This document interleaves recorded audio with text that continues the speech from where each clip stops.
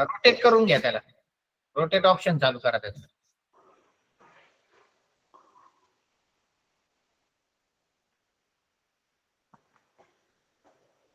हा ओके दिसतंय. सुरू करा.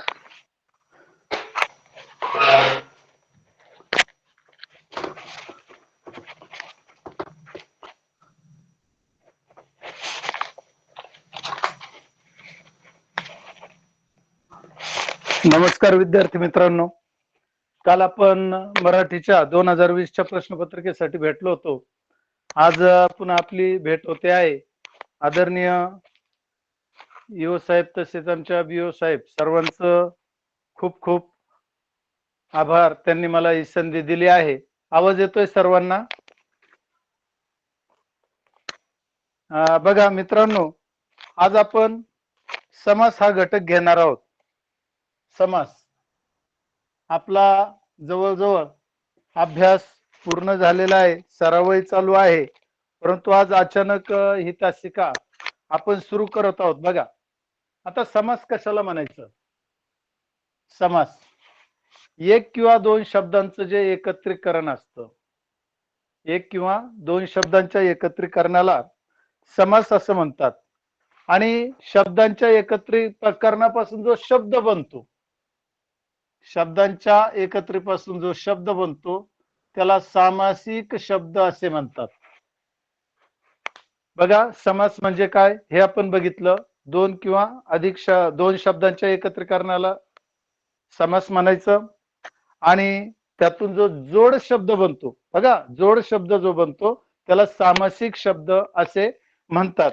आता सामासिक शब्द जो आहे, सामासिक शब्द याची ज्यावेळी फोड केली जाते, म्हणजे त्याचे ज्यावेळी दोन भाग केले जातात, त्यावेळेस त्याच्यामध्ये नेमकं कोणतं पद महत्वाचं आहे किंवा काय बोध होतो, यावरून त्याचा विग्रह केला जातो किंवा त्याचे दोन भाग केले जातात. त्याचा विग्रह करण्याला संधी असे समास असे म्हणतात. म्हणजे दोन पद एकत्र करायची, ते वेगळी करायची, त्याला विग्रह असे म्हणतात. सामासिक शब्दांचा विग्रह. आणि हा कशा प्रकारचा आहे, काय होतं हे आपण बघणार आहोत. आता समासाचे जे प्रकार आहेत, समासाच्या प्रकारामध्ये पहिला जो भाव आहे, पहिला जो प्रकार आहे तो म्हणजे अव्ययी भाव समास. अव्ययी भाव समास, अव्ययी भाव समास. आता बघा अव्ययी भाव समास, त्यानंतर दुसरा आहे तत्पुरुष समास. तत्पुरुष समास. त्यानंतर तिसरा जो आहे तो म्हणजे द्वंद्व समास. द्वंद्व समास. आणि जो चौथा प्रकार आहे तो म्हणजे बहुर्विही समास. बहुर्विही समास. मित्रांनो, हे जे प्रकार पडले आहेत, हे प्रकार पडण्याला काही कंडिशन्स आहेत, म्हणजे काही अटी असतात. मग अव्ययी भाव समास कशाला म्हणायचं, तत्पुरुष समास कशाला म्हणायचं, किंवा द्वंद्व समास कशाला म्हणायचं, किंवा बहुर्विही समास कशाला म्हणायचं. तर अव्ययी भाव समास याच्यामध्ये, अव्ययी भाव समास यामध्ये पहिलं पद हे अव्यय असतं. हे बघा इथं अव्ययी भाव म्हणजे पहिलं पद हे अव्यय असतं. मग कोणती अव्यय आहेत हे आपण बघणार आहोत. आणि या अव्ययाच्या जोडीनं, तो अव्यय जोडला गेल्यामुळे हा समास बनतो. बघा, तर याचा जो वापर आहे, ह्या अव्ययाचा वापर क्रिया विशेषणासारखा होतो. क्रिया विशेषणासारखा अव्ययाचा वापर हा क्रिया विशेषणासारखा होतो. म्हणजे बघा आता मग प्रश्न विचारला होता की क्रिया विशेषणासारखा उपयोग होतो असा समासाचा प्रकार कोणता, त्यावेळेस आपल्याला लगेच अव्ययी भाव समास हे उत्तर यायला पाहिजे होतं. आता हे जे आहे अव्ययी भाव समास काय दर्शवतो आपल्याला, तत्पुरुष समास, द्वंद्व समास आणि बहुव्रीही समास हे थोडस घेऊ आपण जसेल तसं. अव्ययीभाव समास यामध्ये बहुधा स्थळ, काळ व रीत दर्शवतात. हे जे आहे स्थळ, काळ व रीत दर्शवतात. म्हणजे जे काही अव्यय लागलेले आहेत किंवा जो सुरुवातीचा अव्यय आहे किंवा जो उपसर्ग म्हणतात त्याला, शब्दाला जोडून येणारा जो आहे उपसर्ग, हा शब्दाच्या अगोदर असतो आणि शब्दाच्या नंतर असतो त्याला म्हणायचं प्रत्यय. अव्ययीभाव समासामध्ये मात्र काय जोडलेला असतो? उपसर्ग असतो. आणि हे उपसर्ग कोणते आहे पहा, आ, यथा आणि प्रति. आ, यथा आणि प्रति हे जे तीन उपसर्ग आहेत ह्या प्रकारामध्ये, म्हणजे हा पहिला प्रकार आहे अव्ययीभाव समासाचा. पहिला प्रकार या ठिकाणी आ, यथा आणि प्रति असे शब्द जोडलेले असतात. उदाहरणार्थ पहा, आपण काही उदाहरणं बघूया त्याचे. आपासून सुरू होणार आहे समजा आमरण, त्यानंतर आजन्म,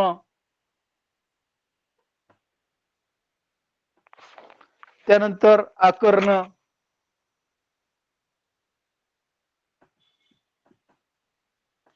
त्यानंतर पुढचा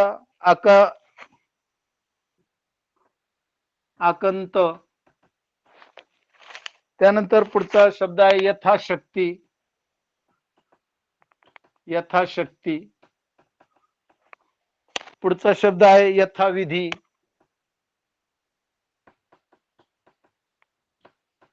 यथाक्रम.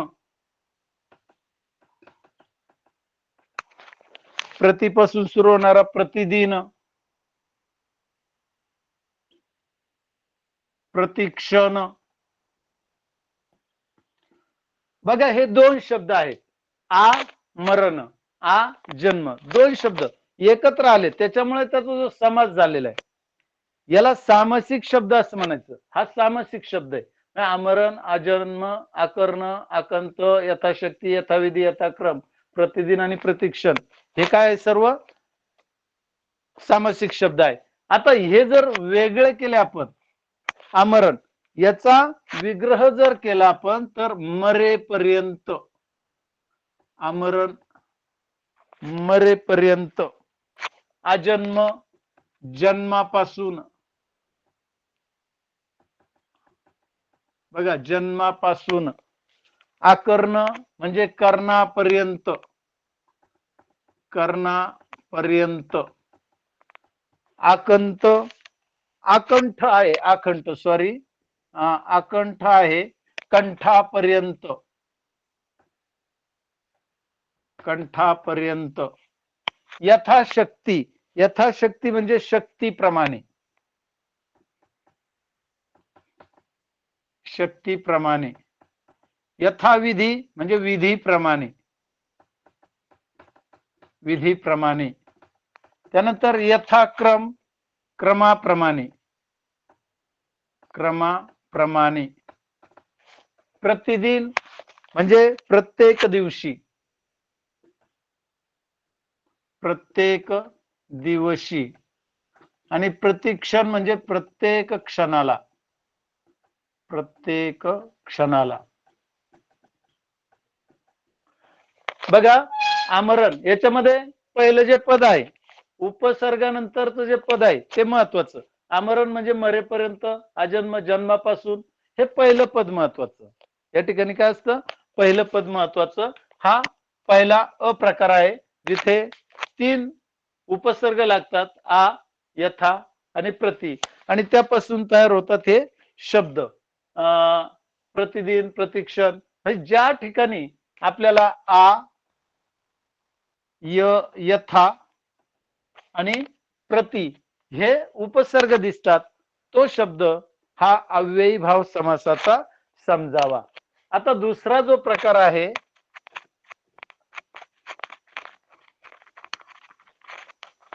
दुसरा प्रकार की काही जे उपसर्ग आहेत हे उपसर्ग फारसी भाषेतून आलेले, बघा बहुतेक वेळा काय होतं की आपली जी भाषा आहे, आपल्या भाषेमध्ये अनेक भाषांचं आक्रमण झालेलं आहे.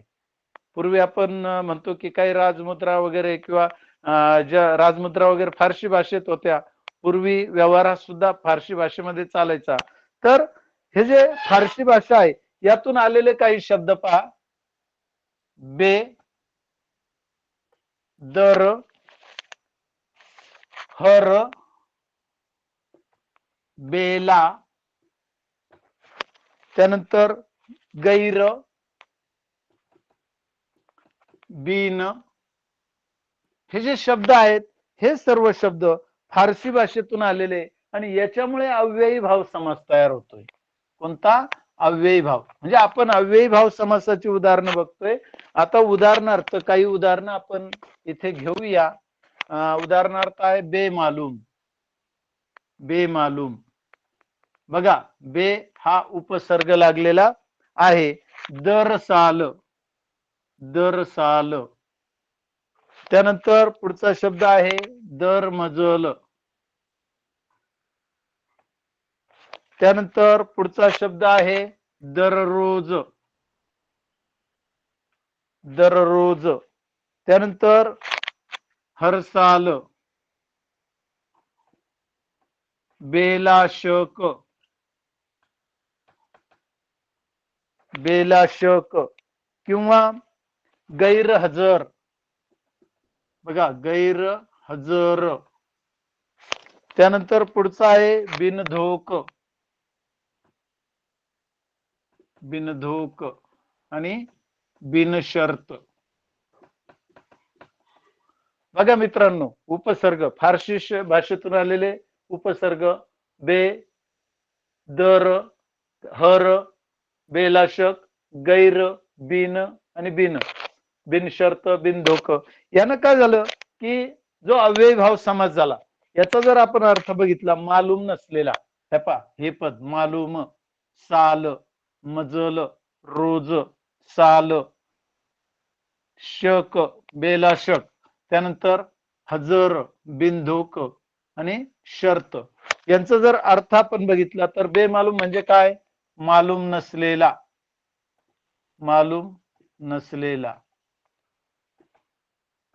थोडक्यात यामध्ये दर साल, दर साल म्हणजे प्रत्येक साली, प्रत्येक साली. त्यानंतर दर मजल म्हणजे प्रत्येक मजलेला, दररोज म्हणजे दर दिवशी, हरसाल म्हणजे हर साली, प्रत्येक वर्षाला, बेलाशक, बेलाशक म्हणजे कुठल्याही शंकेशिवाय, शंकेशिवाय. बघा मित्रांनो, हा महत्वाचा शब्द आहे. याच्यावर कदाचित प्रश्न विचारला जाऊ शकतो की बेलाशक या शब्दाचा अर्थ काय. त्यावेळी आपण हा जो शब्द आहे शक, शक, पण इथे शंकेशिवाय, शंका, शंका नाही असा, शंकेशिवाय. बिनधोक म्हणजे धोक्याशिवाय, बिनधोक धोक्याशिवाय.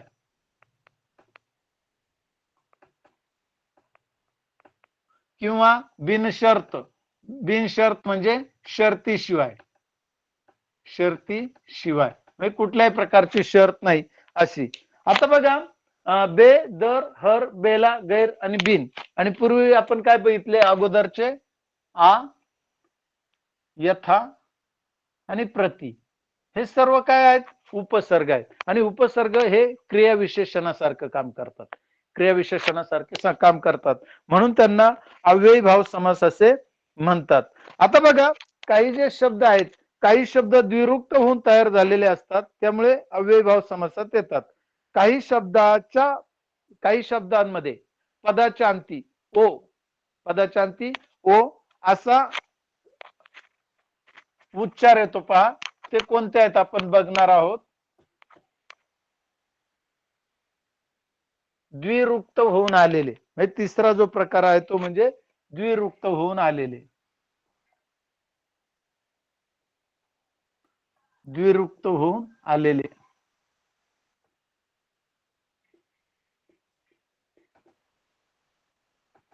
याच्या शेवटी ओ असा उच्चार बनतो. उदाहरणार्थ पहा, घरोघरी, घरोघरी हे शब्द आपल्या दररोजच्या वापरातले आहेत. घरोघरी, जागोजागी, क्षणोक्षणी,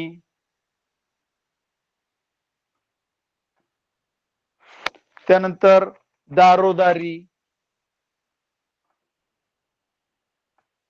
गल्लोगल्ली,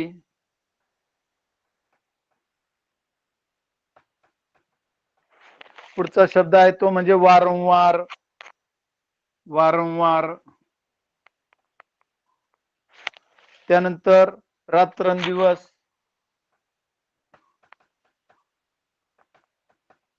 त्यानंतर दिवसेंदिवस,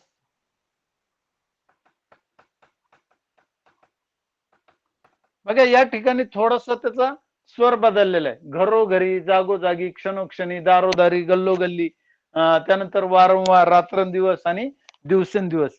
तर बघा मित्रांनो, याचा जर अर्थ आपण पाहिला, घरोघरी म्हणजे काय? प्रत्येक घरी, घरोघरी प्रत्येक घरी, जागोजागी प्रत्येक जागेवर, क्षणोक्षणी प्रत्येक क्षणाला, दारोदारी प्रत्येक दाराशी, गल्लोगल्ली प्रत्येक गल्लीमध्ये, वारंवार, वारंवार म्हणजे प्रत्येक वारी, वारंवार म्हणजे प्रत्येक वारी. आता कदाचित वारंवारला आपण काय पुन्हा पुन्हा असं त्याचा अर्थ घेत असतो. त्यानंतर रात्रंदिवस, रात्रंदिवस याचा अर्थ आहे प्रत्येक रात्र आणि प्रत्येक दिवस, प्रत्येक रात्र आणि प्रत्येक दिवस, प्रत्येक दिवस. वारंवार म्हणजे प्रत्येक वारी, प्रत्येक वारी. आणि दिवसेंदिवस म्हणजे दिवसेंदिवस प्रत्येक दिवशी, प्रत्येक दिवशी. हा बदल होतो पहा. एक मिनिट, सॉरी.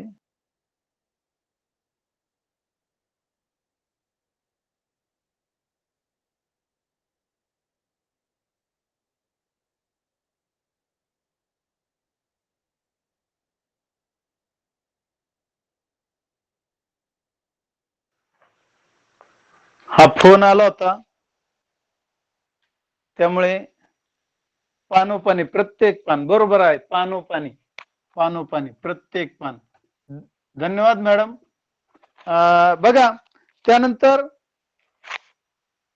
हा झाला विरुक्त होऊन आलेले शब्द समास. आणि त्यानंतर आपण घेणार आहोत तो म्हणजे तत्पुरुष समास. तत्पुरुष समास पुढचा जो प्रकार आहे तो म्हणजे तत्पुरुष समास.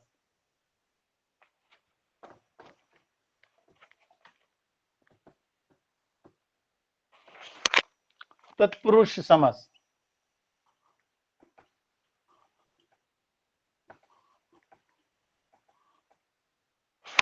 तत्पुरुष समास. तत्पुरुष समास म्हणजे कशाला म्हणायचं पहा, तर ज्या समासामध्ये कोणत्या तरी विभक्तीचा, याच्यामध्ये दुसरं पद महत्वाचं असतं. तत्पुरुष समासामध्ये दुसरे पद महत्वाचे, दुसरे पद महत्वाचे. अव्ययीभाव समासामध्ये पहिलं पद महत्वाचं होतं, हे आपण बघितलं. आता आपण बघतोय ते म्हणजे दुसरं पद महत्वाचं. आणि हे जे आहे तत्पुरुष समासामध्ये त्याचे प्रकार पडतात. विभक्ती तत्पुरुष, विभक्ती तत्पुरुष, विभक्ती तत्पुरुष. आता काल एक चूक माझ्याकडनं झाली होती, ते म्हणजे द्वितीयेचा तृतीयेचा कारकार्थकरण असतो, पण मी कर्म सांगितलं होतं. तर ती एक दुरुस्ती आज करून घेऊया आपण. द्वितीयेचा कारकार्थ हा कर्म असतो. त्यानंतर बघा विभक्ती तत्पुरुष मध्ये पहिला आहे द्वितीय विभक्ती तत्पुरुष, द्वितीय विभक्ती तत्पुरुष.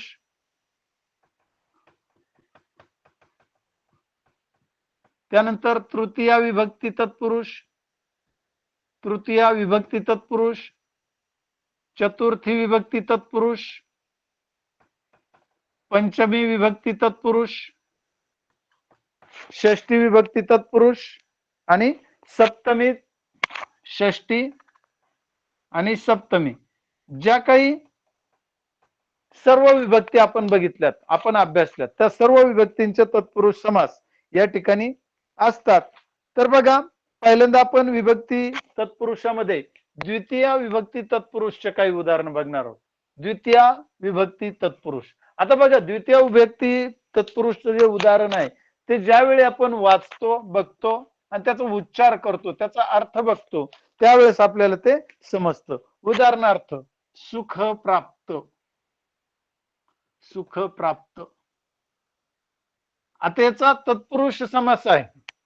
दुसरं पद महत्वाचं आहे, पण हे कसं बघायचं? अगोदर याला आपण काय करणार आहोत? याचा विग्रह करणार आहोत. सुखाला प्राप्त. सुखाला प्राप्त. सुखाला प्राप्त. इथे आला पा ला. द्वितीयचे जे काही प्रत्यय आहेत एकवचनी, स ला ते, स ला ते, आणि अनेक वचनी आहे स ला ना ते, हे विभक्तीचे प्रत्यय. मग इथे सुखाला प्राप्त, ला आला म्हणजे द्वितीय विभक्ती तत्पुरुष आहे. त्यानंतर देशगत.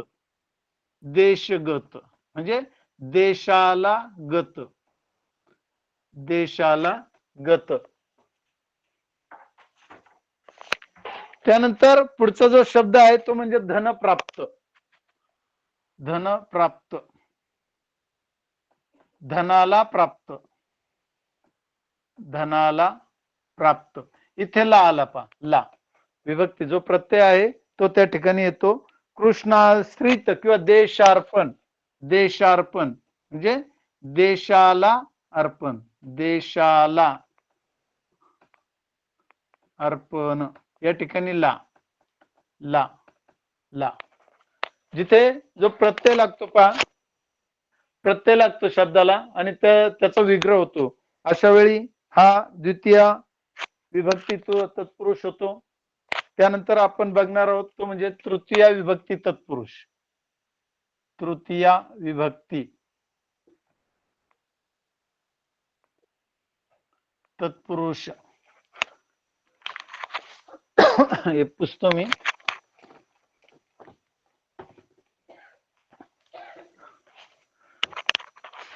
तृतीयचे जे काही प्रत्यय आहेत पहा, ने, ए, ने, ईशी, ने, ईशी हे एक वचनी आहेत आणि ने, ही, ई, शी हे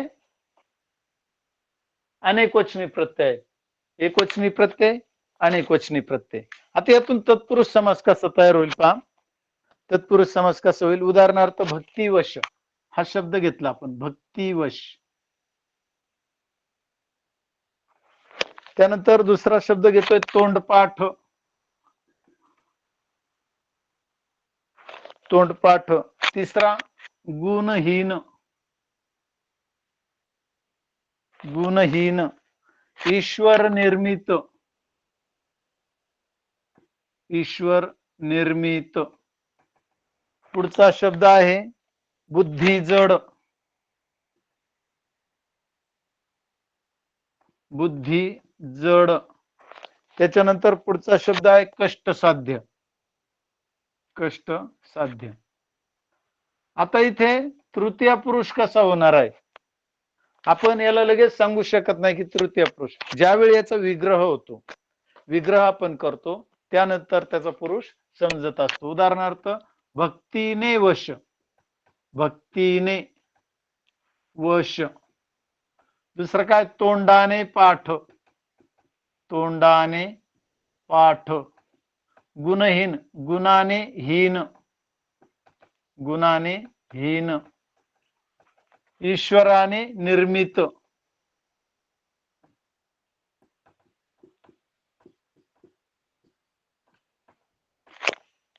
बुद्धीने जड. बुद्धीने जड. त्यानंतर कष्टाने साध्य. कष्टाने साध्य. बघा मित्रांनो, या ठिकाणी कर्माने वीर. बरोबर, कर्माने वीर. कर्मवीर. कर्मवीर भाऊराव पाटील. कर्माने वीर. कर्माने वीर. छान. आपला प्रतिसादही चांगला आहे. इथे बघा हा जो प्रत्यय ने ने ने ने ने ने ने ते ने म्हणून हा तृतीय विभक्ती तत्पुरुष समास. त्यानंतर बघा पुढचा जो आहे तो म्हणजे चतुर्थी विभक्ती तत्पुरुष समास.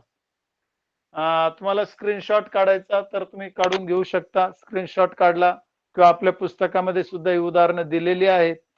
खूप सुंदर आहे. त्यानंतर आपण बघणार आहोत तो म्हणजे चतुर्थी तत्पुरुष समास. चतुर्थी तत्पुरुष समास. आता बघा चतुर्थी आणि द्वितीया यांचे दोन्हींचे प्रत्यय जर बघितले तर दोन्हींचे प्रत्यय सारखेच असतात. चतुर्थी आणि द्वितीया एकवचनी प्रत्यय आहेत स ला ते आणि स ला ना ते. एकवचनी प्रत्यय आणि अनेकवचनी प्रत्यय. बघा आपण काही उदाहरणं घेऊया. जसं की गायरान,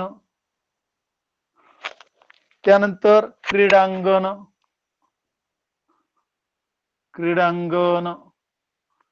त्यानंतर मेंढवाडा, पुढचा शब्द आहे पोळपाट, त्यानंतर पुढचा शब्द आहे पूजा द्रव्य, पुढचा शब्द आहे सभागृह. आता याची जी विभक्ती आहे याचा विग्रह केल्यानंतर आपल्याला समजते. उदाहरणार्थ गायरान म्हणजे काय असतं? गायींसाठी रान,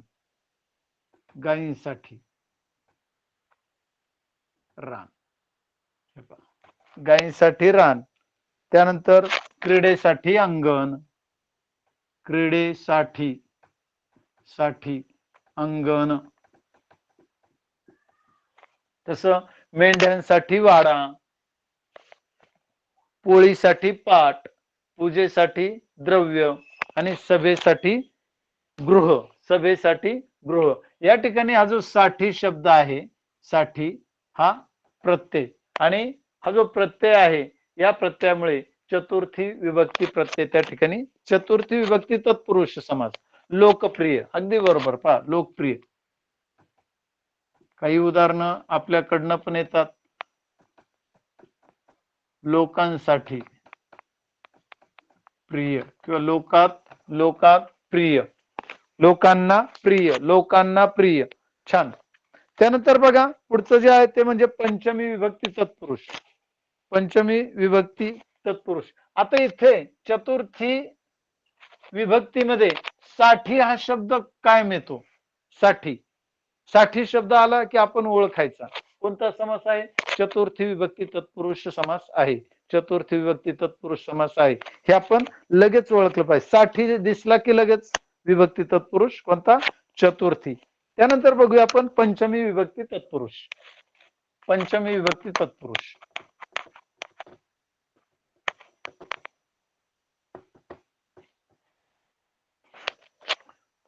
विभक्ती. पंचमीचे जे काही प्रत्यय आहेत ते म्हणजे ऊन,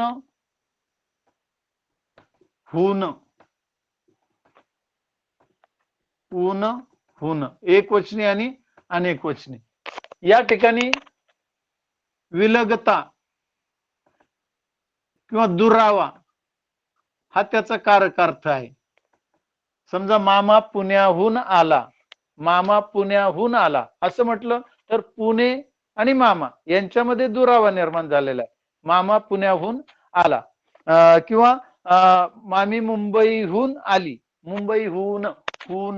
या ठिकाणी काय आहे तर तो पंचमी तत्पुरुष समास आहे. उदाहरणार्थ पहिलं उदाहरण घेऊ आपण. ऋणमुक्त. दुसरा आहे तो म्हणजे सेवानिवृत्त.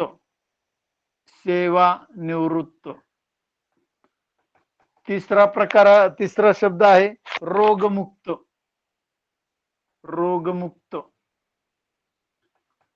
चौथा आहे चोरभय. चोर, भय. पाचवा उदाहरण आहे ते म्हणजे धर्मभ्रष्ट. धर्मभ्रष्ट. बघा, याचा विग्रह केल्यानंतर आपल्याला त्याची विभक्ती समजते. उदाहरणार्थ पहा, ऋणमुक्त म्हणजे काय? ऋणातून मुक्त. ऋणातून मुक्त. इथे बघा, तून, ऊन, ऊन हा प्रत्यय आलेला आहे. त्यानंतर पुढचा आहे सेवेतून. सेवेतून निवृत्त. कारकार्थ दुरावा आहे, म्हणजे सेवा आणि त्याच्यापासून काय झालंय? दुरावा निर्माण झालाय. ऋणापासून दुरावा निर्माण झालाय. रोगापासून दुरावा निर्माण झालाय. चोरांपासून भय नाही, म्हणजे तिथे काय? दुरावा. चोराची भीतीच नाही. धर्मभ्रष्ट, धर्मापासून भ्रष्ट. धर्मापासून भ्रष्ट. हा, चोरांपासून भय. चोरांपासून भय. त्यानंतर रोगातून मुक्त. किंवा पुढचा आहे धर्मापासून भ्रष्ट. या ठिकाणी बघा, हा ऊन, ऊन, पासून, पासून हा पूर्ण शब्दच हा पंचमी विभक्तीचा प्रत्यय आहे. पंचमी विभक्ती. आणि म्हणून हे पंचमी विभक्तीचे हे काही उदाहरणं तुम्हाला वाटलं तर तुम्ही त्याचा स्क्रीनशॉट काढून घेऊ शकता. त्यानंतर पुढचा जो आहे तो म्हणजे षष्टी विभक्ती प्रत्यय. पंचमी विभक्ती आपण द्वितीय विभक्ती बघितली, तृतीय विभक्ती बघितली, चतुर्थी विभक्ती बघितली, पंचमी विभक्ती बघितली. आता आपण घेत आहोत ते म्हणजे षष्टी विभक्ती प्रत्यय. षष्टी. षष्टीचे जे काही प्रत्यय आहेत, षष्टीचे प्रत्यय आहेत चा, ची, चे, चे, चा, ची, चा. हे एकवचनी प्रत्यय आणि अनेकवचनी प्रत्यय. षष्टीचे प्रत्यय जे आहेत चाचीचे, चेचाचीचे. त्यानंतर बघा, उदाहरणार्थ एक उदाहरण घेऊ. राजपुत्र, राजपुत्र, राजकन्या. त्यानंतर देशसेवा, देशसेवा. देवपूजा, देवपूजा. त्यानंतर भूपती, भूपती. लक्ष्मीकांत, लक्ष्मीकांत. बघा, यांचा विग्रह केल्यानंतर हे जे विभक्तीचे प्रत्यय आहे, हे विभक्तीचे प्रत्यय त्या शब्दाला जोडून येतात. जो विग्रहातील जे दोन शब्द वेगळे होतील त्याला जोडून येतात. आणि आपण बघितले तत्पुरुष समासामध्ये दुसरं जे पद आहे ते महत्वाचं आहे. धन्यवाद. राजपुत्र म्हणजे राजाचा पुत्र. अगदी छान, राजाचा पुत्र. दुसरं पटापट पटापट आपण कमेंट करून सांगितले तर राजकन्या, राजाची. बघा, राजाची कन्या. चा, ची. देशसेवा, देशाची, देशाची सेवा. त्यानंतर देवपूजा, देवाची पूजा. त्यानंतर भूपती, भू म्हणजे या संपूर्ण भूचा पती. आणि लक्ष्मीकांत, लक्ष्मीचा कांत किंवा लक्ष्मीचा पती. इथे बघा, याचा जो प्रत्यय आहे हे प्रत्यय बघायचे चा, ची, ची, ची, चा, चा. आता तुम्ही इथे बघितलं असेल देवपूजा दुसरा उकार आहे. इथे पूजाला पहिला उकार आहे. कोण सांगेल? कमेंट करून सांगा. पुष्पगुच्छ, अगदी बरोबर. पुष्पगुच्छ, पुष्पांचा गुच्छ. गणेश, छान. तुमच्याकडनं खूप सुंदर उदाहरण येतात. गणेश, गणांचा ईश. दीनानाथ, दिनांचा नाथ. दीनानाथ, दिनांचा नाथ. खूप छान. फुलमाळ, फुलमाळ, फुलांची माळ. खूप सुंदर. अशी तुम्हाला खूप उदाहरणं बनवता येतील. पहा, षष्टी विभक्तीपासून खूप जास्तीचे शब्द तुम्हाला तयार करता येतील तसं तुम्ही 8वीचे विद्यार्थी आहात आणि 8वीच्या विद्यार्थ्यांना गुरुपूजा, छान, गुरुपूजा, गुरुची पूजा अशा पद्धतीने षष्टी तत्पुरुष याचे उदाहरण आता आपण पुढची विभक्ती बघणार आहोत. पुढच्या विभक्तीने होणारे सामासिक शब्द आणि त्या सामासिक शब्दांचे विग्रह हे आपण बघणार आहोत. पुढचा आहे सप्तमी तत्पुरुष. सप्तमी विभक्ती तत्पुरुष समास. सप्तमी विभक्ती तत्पुरुष समास. आता सप्तमीचे जे प्रत्यय आहेत, कोण सांगतं सप्तमीचे प्रत्यय कोणते आहेत? त, इ, आ, त, इ, आ. तृतीयेचे ने, एशी, ने, ईशी होतं. आता त, इ, आ. जसं पहा काही उदाहरणं घेऊ आपण. वनभोजन, वनभोजन. त्यानंतर स्वर्गवास, स्वर्गवास. पुढचं उदाहरण आहे घर जावई, घर जावई. तुमच्याकडनं खूप सुंदर सुंदर उदाहरणं येत आहेत. सर्वजण खूप हुशार आहात. सर्वांचं खूप खूप अभिनंदन. तुमचा अभ्यास भरपूर झालेला आहे. असाच अभ्यास आपल्याला 22 फेब्रुवारी पर्यंत करायचा आहे. कालचं जर आपण पत्र पाहिलं तर 8 तारखेला CTET ची परीक्षा आहे. त्यामुळे आपली जी परीक्षा होणार होती 5वी आणि 8वीची परीक्षा ही 22 फेब्रुवारी रोजी होणार आहे. सर्वांनी काय करायचंय, ध्यान ठेवायचंय. 22 फेब्रुवारीला आपल्याला परीक्षा द्यायची आहे. म्हणजे जवळजवळ 3च महिने आपल्याकडे शिल्लक आहेत. त्यानंतर पानकोंबडा, पानकोंबडा. आता बघा या ठिकाणी वनभोजन, वनभोजनचा अर्थ काय होतो? वनातील भोजन, वनातील, वनातील भोजन.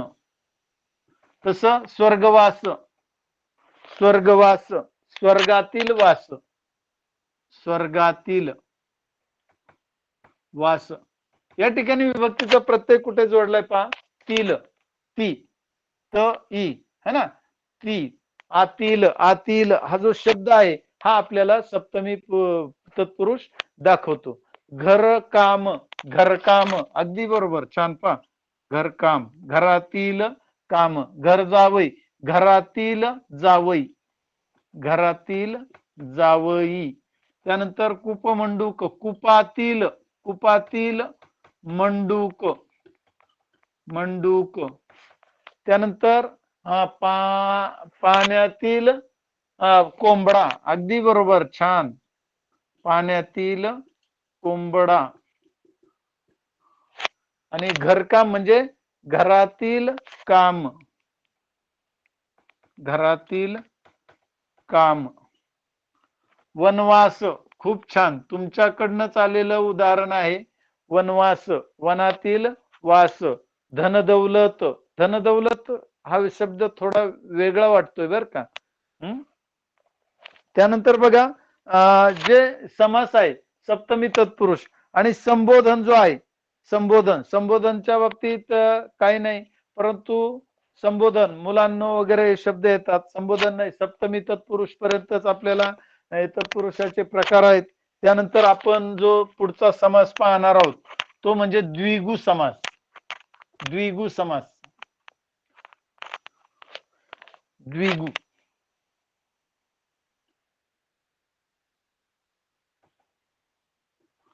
द्विगु समास. आपण तत्पुरुष समास पाहिला, अव्ययभाव समास पाहिला. आता द्विगु समास जो आहे या द्विगु समासातील पहिलं पद हे विशेषण असतं. पहिले पद हे संख्या विशेषण असतं. संख्या विशेषण तुमच्या लगेच क्लिक व्हायला पाहिजे कसे उदाहरण असणार आहे. आणि दुसरं पुन्हा पूर्ण शब्दावरून एका समुच्चयाचा अर्थबोध होतो. पूर्ण शब्दावरून एका समुच्चयाचा म्हणजे घटकाचा, गटाचा अर्थबोध होतो.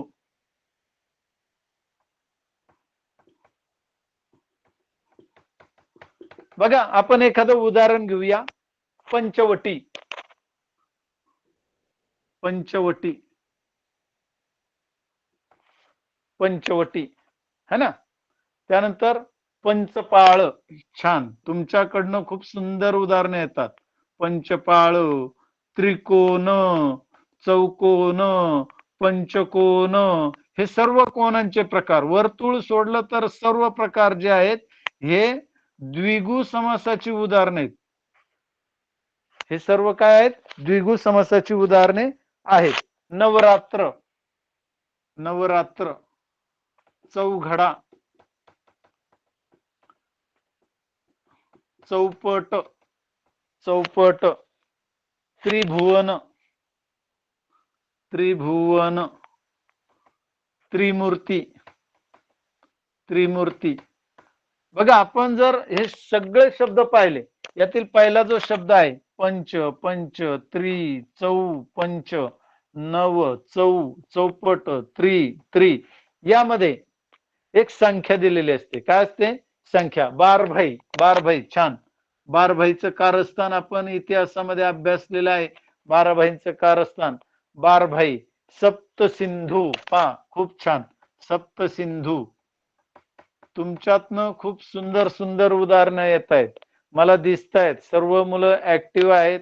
सर्वजण, आपल्याला गर्दी नको, दर्दी हवेत, आणि तुम्ही खरोखर खूप अभ्यास करतात. त्रिभुवन, शिवरात्र, शिवरात्र हा शब्द येणार नाही, कारण की शिवरात्र यामध्ये संख्या नाहीये, संख्या नाहीये. कारण की या ठिकाणी द्विगु समासामध्ये पहिलं पद हे संख्या विशेषण असतं. पहिलं पद हे संख्या विशेषण असतं, आणि दुसरं पद काय असतं की दुसऱ्या शब्दावरून त्याचा पूर्ण समुच्चयाचा बोध होतो. समजा पंचवटी, 5 वटांचा समूह, पंचपाळे, 5 पाळ्यांचा समूह, त्रिकोण म्हणजे 3 कोणाची आकृती, चौकोन 4 कोण असलेली आकृती, किंवा बघा याचं 5 पाळ्यांचा समूह, 4 घडींचा समूह, नवरात्रींचा समूह, चौपटांचा समूह, 3 भुवनांचा समूह, 3 मूर्त्यांचा समूह, 7 समुद्रांचा समूह, 12 भाईंचा समूह, दशमुखी, पहा खूप छान, दशमुखी, 10 मुखांचा 10 मुख असलेला, अष्टभुजा, अष्टभुजा हा सुद्धा खूप छान शब्द आहे. तर बघूया याच्यामध्ये पुढचा जो प्रकार आहे तो म्हणजे द्वंद्व समास, द्विगु समास.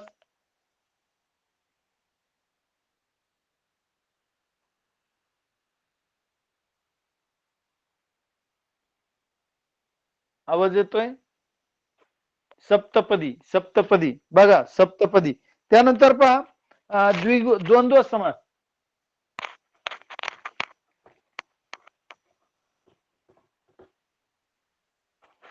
द्वंद्व समास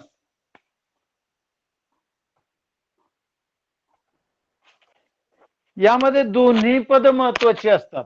आपण बघितलं अव्ययी भाव समासामध्ये पहिलं पद महत्वाचं असतं, तत्पुरुष समासामध्ये दुसरं पद महत्वाचं असतं, द्विगु समासामध्ये एक संख्या विशेषण असतं आणि दुसऱ्या शब्दावरून त्याचा बोध होत असतो. आता आपण बघतोय द्वंद्व समास, याच्यामध्ये दोन्ही पदे प्रधान असतात, दोन्ही पदे प्रधान. प्रधान म्हणजे महत्वाची, प्रधान म्हणजे महत्वाची. उदाहरणार्थ पहा, आई वडील, आई वडील, बहीण भाऊ, बहीण भाऊ. त्यानंतर विटी दांडू, विटी दांडू, एक एक, छान, खूप छान, एक एक, एक आणि एक. त्यानंतर कृष्णार्जुन, कृष्णार्जुन. त्यानंतर सुंठ साखर, सुंठ साखर. बघा यांचा जर विग्रह आपण केला तर विग्रहामध्ये आजी आजोबा, छान, आजी आजोबा, मीठ भाकर, खूप छान, आजी आजोबा, मीठ भाकर, मीठ भाकर, अगदी बरोबर. काका काकी, राम लखन, राम लखन, राम लक्ष्मण, राम लक्ष्मण, खूप छान. Badminton, badminton. त्यानंतर बघा याच्यामध्ये जे शब्द आहे याच्यामध्ये आई वडील, आई आणि वडील, जितकं पहिलं पद महत्वाचं तितकंच दुसरं पद महत्वाचं. आई आणि वडील, याचा काय होतो बहीण आणि भाऊ. विटी व दांडू किंवा विटी आणि दांडू. ऊन पाऊस, ऊन पाऊस पहा तुमच्यातून खूप छान येतात. ऊन पाऊस, ऊन पाऊस. एक एक, एक आणि एक, कृष्ण आणि अर्जुन, सुंठ आणि साखर, आजी आणि आजोबा, मीठ आणि भाकर, राम आणि लखन, ऊन आणि पाऊस. हे जे प्रकार आहेत हे सर्व इतरेतर द्वंद्वाचे प्रकार आहेत. इतरेतर द्वंद्व समास, द्वंद्व समास, इतरेतर द्वंद्व समास याची ही उदाहरणे आहेत. आता बघा इतरेतर द्वंद्व समास कशाला म्हणायचं, तर या इतरेतर द्वंद्व समासामध्ये आणि आणि व हे दोन शब्द, आणि व हे दोन शब्द वापरले जातात ह्या संधी करत असताना. आई आणि वडील, विटी व दांडू, कृष्ण व अर्जुन, सुंठ व साखर, राम आणि लखन, मीठ व भाकर. इतरेतर द्वंद्व समास, इतरेतर द्वंद्व समास. त्यानंतर बघा पुढचा आहे तो म्हणजे वैकल्पिक द्वंद्व. आता पहिलं होतं इतरेतर, इतरेतर मध्ये आणि व हे दोन शब्द वापरलेले आहेत. आता दुसरा जो आहे इतरेतर द्वंद्व समास बघितला. आता आपण बघणार आहोत तो म्हणजे वैकल्पिक. वैकल्पिक त्याच्या शब्दामध्येच अर्थ आहे पहा. वैकल्पिक यामध्येच त्याचा अर्थ दडलेला आहे. वैकल्पिक द्वंद्व म्हणजे इथे आपल्याला काय असतो विकल्प असतो. विकल्प म्हणजे काय, हा किंवा तो, हा किंवा तो. उदाहरणार्थ पहा बरे, बरे वाईट, बरे वाईट. एखाद्याला म्हणतो पहा आपण बरं वाईट झालं तर काय, बरे वाईट बरे किंवा वाईट. मागे पुढे पहा तुमच्याकडनं एक किंवा दोन, एक दोन, एक दोन, मागे पुढे. त्यानंतर सत्यासत्य, सत्यासत्य. पुढचा शब्द आहे तो म्हणजे चार पाच, चार पाच. अगदी बरोबर, खूप छान. चार पाच तुमच्याकडून आलेला शब्द खरे खोटे. वा, खरे खोटे. त्यानंतर तुमच्याकडनं आलेले शब्द पाप पुण्य, पाप पुण्य. 10 12, अगदी बरोबर, छान. पाप पुण्य 10 12. याच्यामध्ये आपण काय करतो किंवा हा शब्द लिहितो. म्हणजे काय आहे तो विकल्प आहे आपल्याला. एक दोन पुढे मागे, अगदी बरोबर. पहा बरे किंवा वाईट, बरे किंवा वाईट. इथे काय आहे विकल्प दिलाय, हा किंवा हा, सत्य किंवा असत्य, 4 किंवा 5, खरे किंवा खोटे, पाप किंवा पुण्य, 10 किंवा 12 विकल्प आहे. म्हणून याला वैकल्पिक द्वंद्व समास असे म्हणतात. मोरपीस, मोरपीस नाही होणार, मोर किंवा पीस असं नाही होणार. मोराचा पीस होईल, षष्टी तत्पुरुष आहे तो, मोराचा पीस षष्टी तत्पुरुष है ना. त्यानंतर बघा पुढचा जो आहे तो म्हणजे समाहार द्वंद्व. आता वैकल्पिक द्वंद्व समज झाला, याच्यामध्ये काय येतं किंवा, किंवा रात्रंदिवस, रात्रंदिवस, रात्र आणि रात्र किंवा दिवस, रात्रंदिवस नाही होणार, रात्र किंवा दिवस. पुढचं बघूया आपण.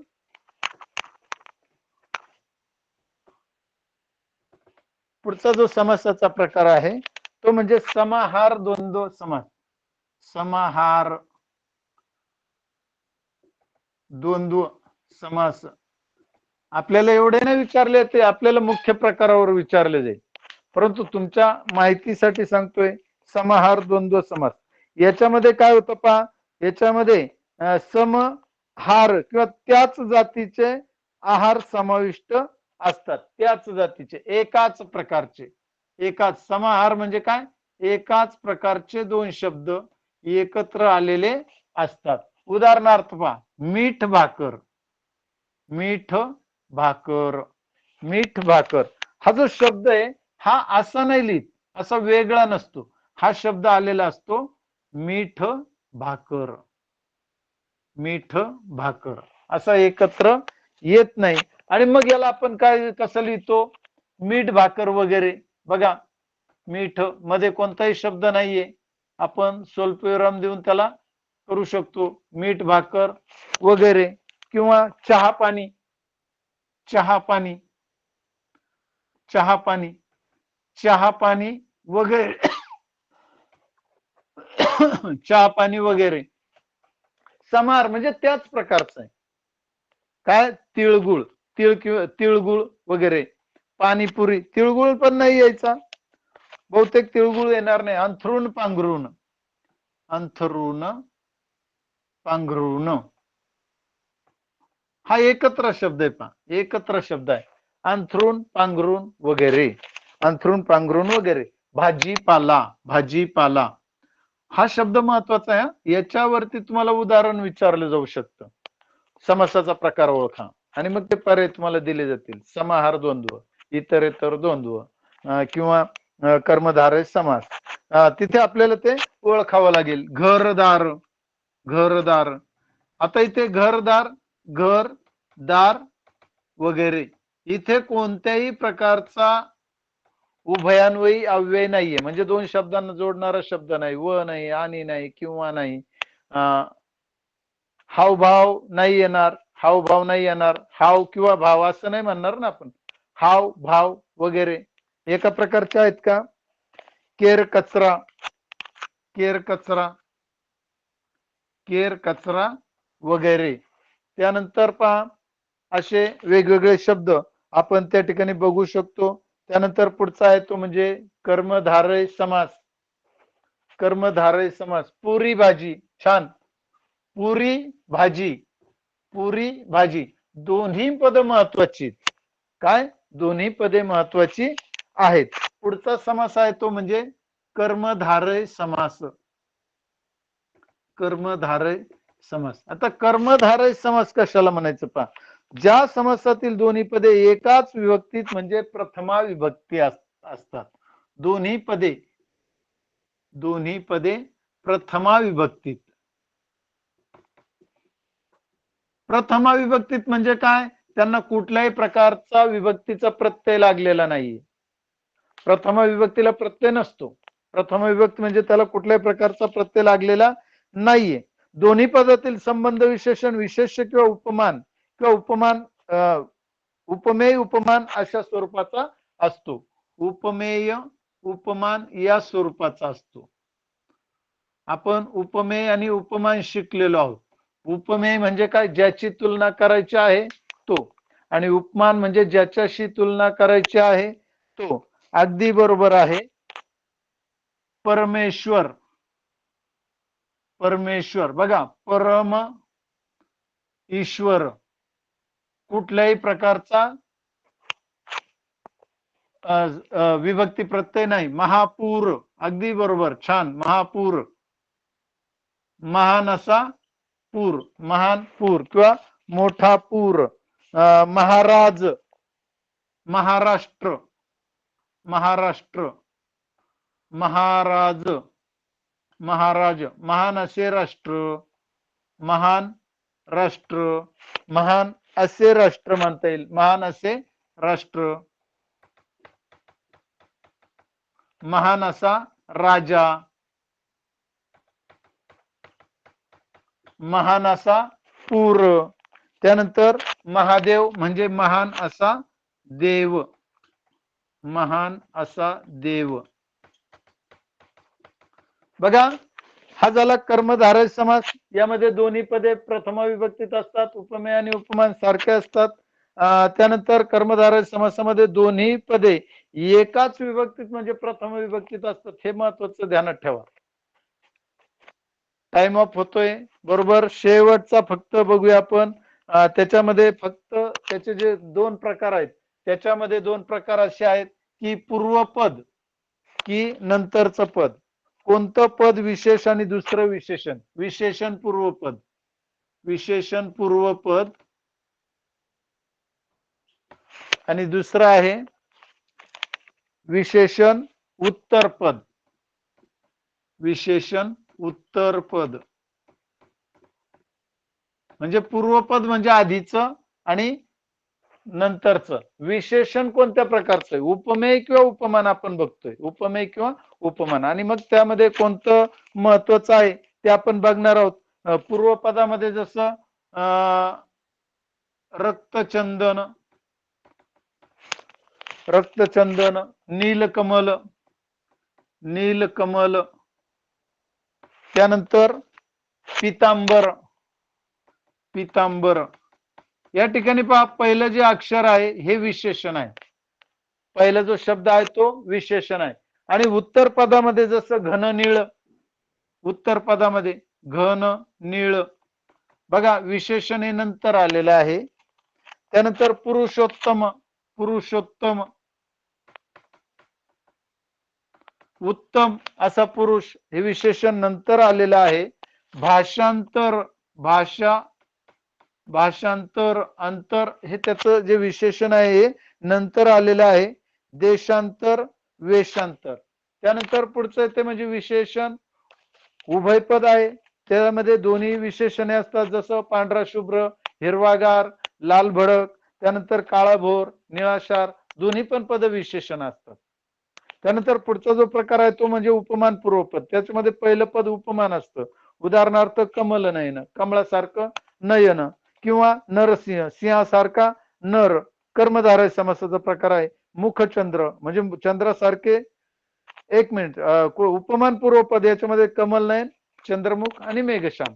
आणि उपमान उत्तर पदामध्ये चरण कमल, नरसिंह, मुखचंद्र, नयन कमल. रूपक उभय पदामध्ये विद्याधन, भवसागर, विद्युल्लता आणि काव्यामृत. मित्रांनो, वेळ झालेला आहे, मला तुमच्या सर्वांच्या वेळेची जाणीव आहे. आपला तासही उशिरा सुरू झाला. आज खरं तर दुसऱ्या सरांचा तास होता. मी या ठिकाणी मला ऐनवेळी सांगितलं आणि हा तास घेतलेला आहे. सर्वांचं पुनश्च एकदा खूप खूप अभिनंदन. आपण सर्वजण हुशार आहात, थोडे दिवस आपल्याकडे आहेत, चांगल्या प्रकारे अभ्यास करा आणि तुम्हाला खूप खूप यश मिळो. आणि राज्य आणि जिल्हा गुणवत्ता यादीमध्ये तुम्हा सर्वांना खूप खूप शुभेच्छा. खूप अभ्यास करा आणि अशा शब्दांचा संग्रह करा. आजची तासिका आपण या ठिकाणी संपूया. शुभरात्री सर्वांना. Thank you, thank you. कुणाला काही शंका असले तर विचारा.